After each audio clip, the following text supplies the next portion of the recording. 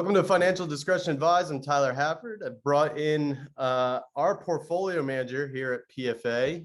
He's been on a couple times, but Sam Chaplin, how you doing? I'm doing good, Tyler. Thanks for having me. Yeah, absolutely. Well, and the market's doing what it's doing. There's no one else I'd rather be talking to try to figure out what's going on. I thought today we'd pick Sam's brain essentially on what's going on in the market right now, some odd trends that we're seeing, and Fed action to help control inflation, which seems to be a big driver right now. And then I want to have a conversation with Sam about recessions, because that R word is starting to pop up. We're starting to see it in the news. We're starting to hear about it more. Just want to talk to Sam about what we should be doing as investors, generally how that looks. Recessions have gotten shorter, and time to take action seems to be at a point where you might think the contrary. So Sam, let's kind of dive into it. Market is in a bit of a slide, and hope seems to be kind of removing itself from the equation, but not completely. What are your kind of overall takes on the market right now? Yeah, like you said, it's interesting to see how sentiment can change so quickly. There was a period there where every time the market dipped, it was getting bought right back up. And now we seem to be in a situation where every time the market tries to rally, it gets sold down. So definitely a big turn in sentiment there. And I think we'll talk a little bit about that. But these corrections, they are kind of usual. I mean, I hate to say it, it's very painful, very uncomfortable, but not unusual for market to have a 18-20% correction. It's become a little less frequent in the 2000s. We've had a lot more support from the Fed and stuff like that, but we also haven't had high levels of inflation that kind of limit the Fed's ability to, support the markets. So that's kind of part of what's going on there. And, combination of high interest rates and high inflation and slowing growth is ugly for the markets for sure. It's not anything outside of what is normal though. So anybody who's a long-term investor, really should have planned for these things and expect them to happen. So that's something we try to reassure people. Yeah. And, I've done podcasts before where I've talked about this, but these types of corrections will happen, every 13 to 16 months in the market. If we look over the lifespan, like you said, we've been a little spoiled lately. Interestingly enough, through that period of time you're talking about, we've seen just ever declining rates. And this is the first environment where we're starting to see rates start to go back up. It's not uncommon for a rising rate environment to see lower valuations on the stock side. I think it's just something we've forgot happens, or investors who've gotten in the last couple decades just haven't really gone through. So I like your point there. Yeah, this is you just put a chart out on our social media, so anyone who follows us on LinkedIn or Facebook, go check this out. But Sam put a chart that was kind of saying it's uncomfortable, but not unusual. So we know that checking your accounts right now is probably not fun. But to complicate matters, it's not just the stock side that's taken its beatings, right? The bond market, our traditional safe side of the equation, not so safe these days. Yeah, that is the part that's a little bit unusual, actually, is, typically the bonds are supposed to act as a ballast in your portfolio, good diversifier, so that when stocks aren't doing well, those bonds are doing well. The problem is when you have a really low interest rates, those bonds don't really become a good alternative to stocks. So, in the past, people would say, oh, I don't want to deal with the stock market right now. I'll go into some bonds, pick up some nice, safe, low return, but safe return. And that gives that low correlation. So people go out of stocks into bonds, and then bonds come up, stocks go down. And that's why, a 60-40 portfolio historically has always been a pretty good, middle of the road place to be, because you get those diversification benefits. But in this low interest rate scenario, people aren't really saying, I'm going to go out of stocks and go to bonds. I'm just going to get out. And that pushes both stocks and bond prices down. Also, the fear of higher interest rates with the Fed, trying to fight inflation means bond prices going down as well. Yep. And you remember that direct negative correlation between yields and bond prices. So as interest rates go up, bond prices go down. So that's really what's been happening on that side. As the inflation has looked to be a little more persistent than people thought, that's been priced in quite a bit over the last month. I think if the year ended right now, it would be the worst year for bonds ever. It's really that bad on the bond side of the market. Wow, and following a tough 2021 for bonds. So really this interest rate environment is obviously not very attractive. I think you said something interesting the other day in our investment committee. Some bonds are just kind of a safer way to lose money. Right? It's not as dramatic as the stock market, but you're not making your money there. And for a lot of folks right now, when the market starts doing this, I see this in my meetings, where there's this urge to go from stocks to bonds and hopefully to find some safety. The problem with that strategy right now is that there's no safety in those bonds. You're still kind of taking the hits. Yep. Sam and I have done a good podcast on alternative assets. I think that's just as important today as it was when we made that podcast. Got to start working those into your portfolio to kind of give you that hedge. Now, Sam, you said something interesting. People are just kind of getting out of the market and holding cash. Do you think it's a good thing there's a lot of cash on the sidelines right now, rather than kind of fleeing into bonds? It can be a positive going forward for sure. If, we start to see inflation taper off, that's a huge amount of dry powder on the sidelines that can come into the markets and push us right back up to where we were. If we can come down this far in 3 months, we can go up that far in 3 months too. So it's not saying that we're going to be down here for a long time. And, like there was a lot of that dip buying going on when people had that bullish sentiment, and it's kind of tapered off now. But if sentiment does turn around, there's definitely a lot of upside potential there. Yeah. Yeah. And I think, so I like to use the crash in 2020, although I'd argue that was fairly artificial, right? We sent everyone home. We turned the economy off. I wouldn't say a natural function of the market, but it was a really good reminder of how quickly things can change, right? A few months after we hit the bottom of March 2020, we were right back to where we were and starting to see new highs. So having a good long-term strategy to get through these things, I think, is the most important part of this. Like Sam said to me the other day, it's uncomfortable, but it's not uncommon. So we're going to see these as investors. Now, we are starting to teeter on this becoming a bear market, especially the S&P. I know the NASDAQ's already in a bear market right now. That's when stocks are going to fall more than 20%. Obviously, recovery times on that is a little longer. But like Sam was just saying, maybe some of that dry powder on the sidelines makes that a short event rather than a long one if environment changes a little bit. But let's talk about what you mentioned here. So the Fed is trying to control inflation.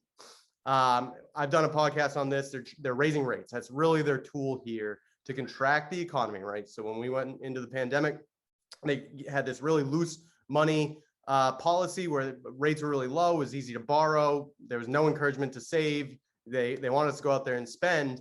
And now they're flipping it. They want to contract it. They want to encourage savings. A lot of this rhetoric, I think, is to help spur Americans to stop spending money because that's not helping inflation right now. And the Fed is just raising rates. Now, we just had an inflation report come out. Now, Sam, I'm not going to ask you if inflation's peaked, but there might have been some signs there. There's some cracks in what's going on with inflation, but there's also some bad stuff we're seeing there too. Is that right? Yeah, that's correct. It was kind of a double-edged sword of a report we get out for the April CPI report. So that's looking at a basket of goods that consumers typically buy and how the prices have changed. Prices went up much less in April than they did in March, which is a good sign. But kind of the concerning side of it is the prices were going up in areas that are harder to control and kind of getting more widespread. Where in the April report, it was pretty central to, food and energy prices, which tend to be pretty volatile. So those can come back down, and there are tools to deal with that. When it starts getting into things like rents and just more widespread parts of the economy, that's when it becomes hard to control. So double-edged sword there. The Fed is pretty clearly behind the curve on getting interest rates hiked up.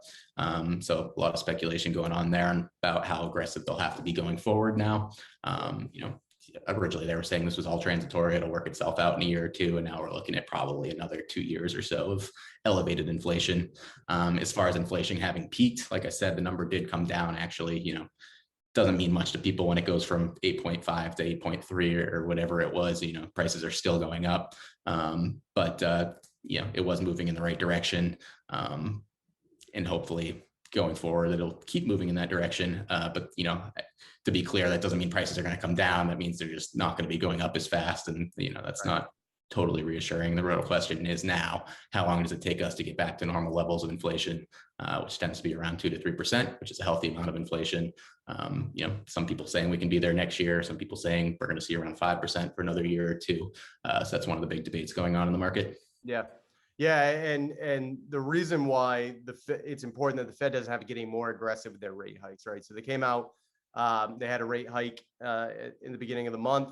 They said that they're not going to have more aggressive hikes than they have planned. The market really liked that for a day, and then not so much following that. But why that's important is the recession conversation's happening because this is starting to mirror what happened in the late 70s going into the 80s, right? Inflation kind of spiked up on us. The Fed came out and said, we're just going to raise rates to control this.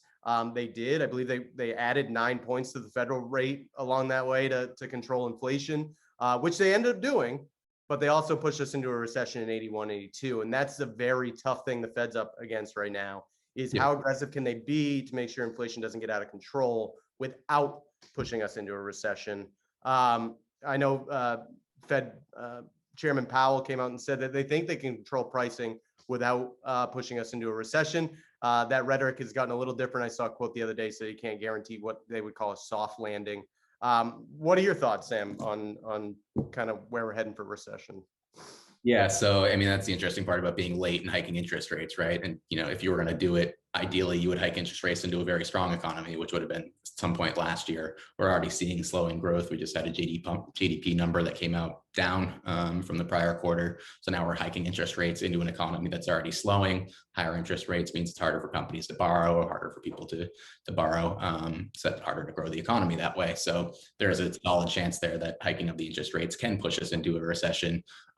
As far as kind of faith in the Fed, the soft landing thing is a little bit of a myth. It hasn't really been done before. The Fed doesn't really have a great track record, to be honest. I don't want to knock on them. They're a bunch of very smart people. However, it's a very difficult thing to do. And it's a very narrow window of, if we don't hike rates fast enough, we're going to get a ton of inflation. If we hike them too fast, we're going to put us into recession. It's a rock and a hard place to be in between for sure. As far as are we going into recession directly right now? I don't think so. There's still a lot of really positive things going on in the economy as far as the leading indicators. Consumers are really strong. Company balance sheets are still very full of cash. And as you mentioned, there's a lot of dry powder on the sidelines as well. So there's plenty of cash out there. But looking out a year or two, growth continues to slow. We have to hike interest rates back up to levels that are above where we're used to them being for the last 10 or so years. That puts a lot of downward pressure on the economy. Most of the economists I follow are thinking recession sometimes out in the 2024 area. I'd say it's pretty rare for somebody to be able to forecast recession out that far and it actually to materialize. Yeah. If you can see it coming from that far away, you can probably do something about it. Recessions tend to be caused by things you don't see coming. So that's why it makes them very hard to predict. Yeah. Yeah. And, I think on top of this, the American consumer is not really helping anything in the fact that we're spending a lot of money right now. Inflation's, peaking, or hopefully peaking, but it is quite high. Hasn't changed our behaviors. Historically, inflation picks up, we stop spending as much. Well, Americans aren't. And whether that can be attributed to we've just been locked in our houses for a couple of years and we're going to spend our money no matter what. Yep. We also got some stimulus money, which I'd imagine was spent in just 2 or 3 grocery trips at this point. But it did give us some spending to do out in the economy. And we came out with a lot of demand, and that's not helping inflation. So hopefully what's going to happen is that a lot of this rhetoric coming out of the Fed is dropping equity prices. Maybe people start to change their behavior. And if that happens and takes that pressure off inflation, maybe the Fed doesn't have to be as aggressive or more aggressive than what they're planning right now. So let's say we're heading into a recession. We're always heading into a recession, right? At some point, a recession is going to show up. That's part of the cycle. We have to go through that process. But let's talk a little bit about what we should be doing as investors. Historically, we've noticed that the time of a recession has shortened over, the average lifespan of a recession. 08, 09 being a really long one, 2020 being a really short one, right? So there's a whole kind of wide gamut here. What should we be looking to do as investors, especially with the understanding that we may not know we're in a recession until we're already in it, right? Or at least most of the way through it. Yeah, that's probably the most important point to make, is always remember that the markets are a forward-looking instrument. It means, if we think recession might happen in 2024, we're not waiting until 2024 to price that in. We're pricing it in now. So, part of the slide we're seeing right now is due to those recession fears going up. But as far as being an investor, difficult environment right now because stocks and bonds are highly correlated. As we see the interest rates come up, we'll see that correlation go down and bonds will become a more safe haven, hopefully. Alternative assets, as you mentioned, especially real assets, things like commodities and real estate tend to hold their value a lot better, especially in an inflationary environment. So those are two good places to be to add some diversification where bonds aren't providing that at the moment. So that'd be two areas I would definitely focus on. Another important point to make here too is I think our view of what a recession is has been very skewed by the last two recessions, right? Because they were both caused by massive crises. There was a coronavirus and the banking meltdown. That's not a normal recession. Those are should be once in a lifetime type things, as they used to always tell us. Seem to be happening a little more frequently. But a normal recession just might be a couple months where GDP is going down. You're not going to have the same mass unemployment and needs that we've had in the last couple of recessions. So I think if we do hit another recession, it's likely that it won't be nearly as deep, won't be as much pain from it. However, it might be a little bit longer than the last couple because the Fed doesn't really have the tools to bail us out right now. If they lower those interest rates, it's going to spike inflation. So it's going to be a little more of a natural recession than the ones we've been used to so far in the 2000s. Right. And I think this really drives home the fact of having a long-term plan for your portfolio, because as you meant, if we don't know we're in a recession and you're already through it or on the way out of it, that's really a great buying opportunity. But that's where a lot of folks say, geez, we're in a recession. I want to get more conservative. They start unwinding their equity positions and they're essentially kind of setting themselves up for a longer recovery at that point. So having a long-term strategy, I think, is really important. All really good points. Thinking I'm going to wrap up this podcast, I do want to touch on something that we talked about, the market, the state of the market. We haven't even mentioned the war that's going on in Eastern Europe. I'm just going to give you some thoughts on where I think that's causing problems for us. I'm interested in your thoughts, and we can go from there. But what I see happening is that war is increasing supply chain issues. It's increasing food price issues because Ukraine's one of the largest producers of wheat and corn in the world. Russia is one of the largest producers of fertilizer in the world. Russia, one of the largest energy producing nations in the world, helping keep energy prices high, keeps those pressures on inflation, forces a more aggressive Fed. That's where I kind of see the downturn. But I'm interested on your take on what that's doing to the market as well. Yeah, no, that's a great point because that is a whole nother inflationary element. It's almost like, would the Fed even have been too late if it wasn't for the invasion in Russia? Because it was almost like, maybe inflation would have been more transitory, but then the inflation baton just got handed over to the whole geopolitical elements going on. And, gas prices were definitely on the rise before, but it's been exacerbated. Same with the food prices as well. And that was a big part of the April CPI report where inflation was up big. So yeah, how that works out is going to be a big factor, both from the inflationary element and just kind of geopolitical nerves going on. Obviously, nobody wants to see an escalation in that happening over there. So, there is room for improvement if we do see things start to capitulate over there and get resolved. But hard to predict. Again, that's why these things, you can't really time them. You just got to weather them out with that long-term strategy. Yeah, you got to expect these things are going to happen. We're never going to be able to control all these things, but you can control your expectations, your risk tolerance, your risk capacity, and the strategy you put together. Again, I know I did a podcast on this, but we send our thoughts out to the folks in Ukraine and what they're going through. It's terrible. Hopefully there's a quick de-escalation of that crisis over there. Sam, want to thank you for coming on. A lot of really good points, a lot of things I think people should think about. And I think the big takeaway is don't panic right now. This is when people make a lot of mistakes. Will there be more pain? Possibly. But if you have a good strategy in place, if you understand your risk tolerance and your risk capacity, you'll make it through. But Sam, thanks for coming on. Yeah, thanks for having me. Great talk. Appreciate it. See ya. All right. The foregoing content reflects the opinions of Penobscot Financial Advisors and is subject to change at any time without notice. Content provided herein is for informational purposes only and should not be used or construed as investment advice or a recommendation regarding the purchase or sale of any security. There is no guarantee that the statements, opinions, or forecasts provided herein will prove to be correct. Thank you.